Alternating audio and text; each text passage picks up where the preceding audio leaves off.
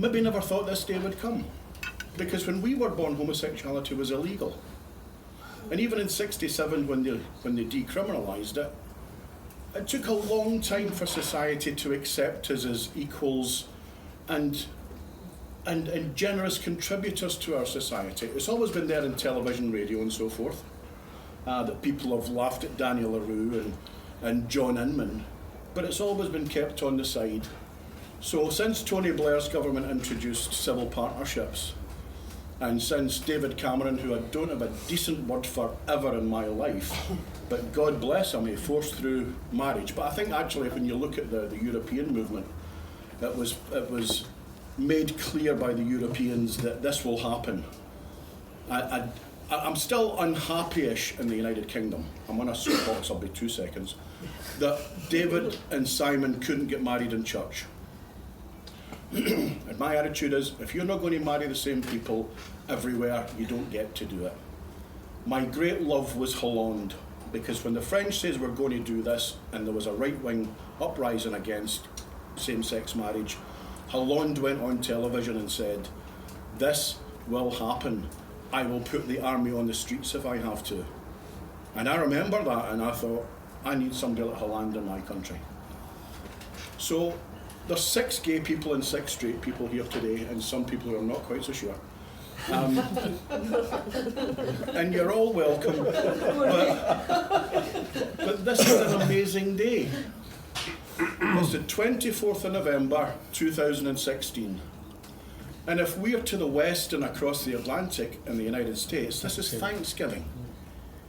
And to me, this has been an incredible Thanksgiving day today.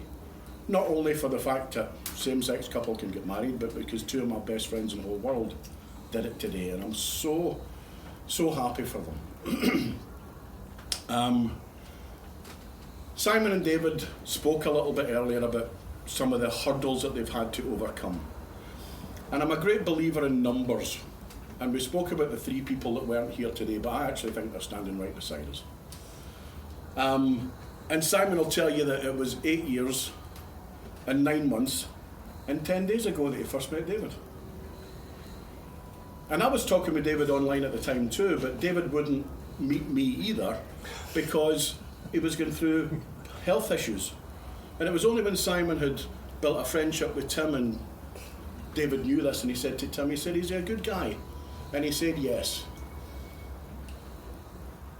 And David invited Simon over. Now you heard the 3 songs that were played today. And a song that Simon didn't play today was M People. And I think is it Renaissance you call it? And the line in Renaissance is, "I'm coming home to your house." Simon tells me the day that he met David, he thought, this is it. This is what it's supposed to be like. I don't want to go home. Home was Bedfont. And over a period of time, David and Simon got together and they manufactured a situation where Simon and Steve split up. David moves over to Staines, as we know. And again, we've had bumps along the way. But always their love came through. That was the most important thing. And again, to come back to numbers, we get 3 little characters in front of me. And I'd like to introduce them to you, because this is Ainsworth. Tamara gave Ainsworth to Simon. Was it the first anniversary of your mum's death? It was the first birthday after your mum died. And as you can tell, Ainsworth's a little chicken and he's wearing his Lincoln City strip. And he's so important to our family. Whether you believe it or not, Ainsworth is part of our family. We love him desperately. As you know, Simon had a serious back injury 2013. Because he loved Dave so much, rewind, David and Simon were together. And David said to Simon, "Do you want to go on holiday?" And Simon said, "Can't really afford it, don't have the money, whatever." David said, "I never asked you if you had the money. I said, do you want to go on holiday?" "Okay, where do you want to go?" Went to Sitges. So Sitges has become David and Simon's special place. And when Simon injured his back, they were due to fly out, I think it was the next day. I drove him down to Gatwick. Didn't realise how bad his injury was. He was on a wheelchair getting into the plane. Gets to Sitges. Long story that we'll cut short. He ends up in hospital. And we're communicating back and forth. And David has to come home because of his own medication, his own situation. And this little bear volunteered to go and rescue Simon.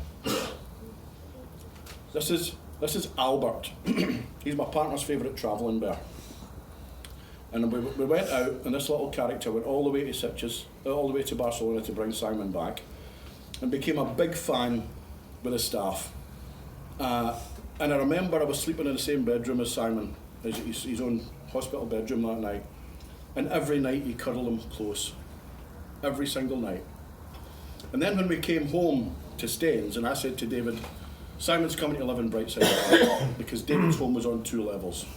And at that time, Simon could only stand up for 3 minutes before the pressure in his spine got too much. So I said, you're coming home to Brightside Avenue, I'm going to look after you. And God bless you, David done a trip to and from North London on a regular basis because he knows my culinary skills are less than expertise. God. Shut up. And some years ago, because Simon, his birthday's the 1st of August, he's a little Leo. And he's always been my little lion. And he bought me a Simba. He bought me a Simba. He said, so that you've always got a Simba. And when he come back from Spain, Simba was there waiting for him. And he cuddled Simba every night since, haven't you? Every single night, Simba is in Simon's arms. So these 3 guys are very important to us too, and that's why they had to come today. And if you maybe thought we're a wee bit weird, hey, I'm weird. When it came to bringing up the rings, we said, Simba's going to bring the rings up. You've no idea how close this guy is to us and how much he's part of our family. And that's really all I wanted to say. It's a day of thanksgiving, a day of joy, a day of blessing. It's a day that maybe some of us never thought we would see. And I'm so glad it has happened because my greatest hero is Jesus Christ.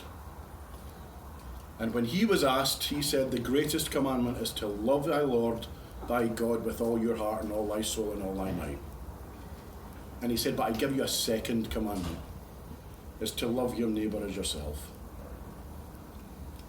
And whenever anybody says to me, homosexuality is wrong, church said it's this, it's that, I say, how does that fit in to Jesus Christ's teachings? Because he put a caveat on that in Matthew. And the caveat was, upon these 2 commandments hang all the laws and the prophets too. So when anybody, especially a religious person, says to me homosexuality is wrong, I said, how does that fit in? Because Jesus Christ tells me to love my neighbour. And when I see the love that David and Simon has every single day of my life, almost every single day because Mr. Belton feeds me sometimes, it shows me that this is a union blessed in heaven. And I am so blessed. Simon also said that for various reasons, Simon said, Mr. Bentley, marry me. David, marry me. David, marry me. David said, no, don't want to get involved. Keep him at arm's length. I don't want to fall in love. Age distance is too wrong. And then David has an epiphany and says, actually, Simon, you're right. I do want to marry you. And expecting Simon to immediately rush to the registry office. And didn't. Duh. And there's been a couple of little things happened recently, and Simon said to me, he said, Dad, I'm going to do this right now. And I've been so happy for the legal side of it, the practical side of it, that I was forgetting the love side of it. And come Monday, I really started to get excited. And if you could see me today, I was excited about 2 of my best friends in the whole world getting married. Absolutely stunning. Didn't think I'd ever see the day come. It's here. I'm celebrating it. Thanks for coming. Let me read you some of the cards that I have here. By the way, there was some money and some checks on the cards. I took it that was for the best man. And I put them aside. And on your wedding day, it says from love from, is that Andrea and family? Yep. Andrea. Do you know Andrea? My sister. Ah, thank you very much. And from Mr. and Mr. Lots of love from Tix, TXXXX. I can say soon, that's tomorrow. TXXX. There you go. And a beautiful card from Alistair, Natty and Leo. And although it's not a heterosexual marriage, when I was looking at the picture I was taking today of David and Simon and Natty and Alistair when they were holding Leo as a couple, I'd just seen the fruition of love. That was all I seen in that picture. So I'm so pleased that Leo's here today. And is this Iris? Yep. Lots of, thank you. Lots of love from Iris. To David and Simon, and it says Milzo. So this is from Liz, aka Foss Cakes. That's Lizzie's done my gluten-free cake. Gluten-free cake at the top. And another card, is this Keva and Gareth? Kevin and Gareth. My sense. Fantastic. And of course I left this last because I know that Nigel's delighted to be here today. And it says to David and Simon from Dad and Teresa. Oh. Absolutely fantastic. I hope you've had half as good a day as I've had. I am delighted. And all it leaves for me to do is please to ask you to be upstanding and accept a toast. Except for David and Simon, you have to sit there. Because the toast is the happy couple. David and Simon, the happy couple. The happy couple. Thank you.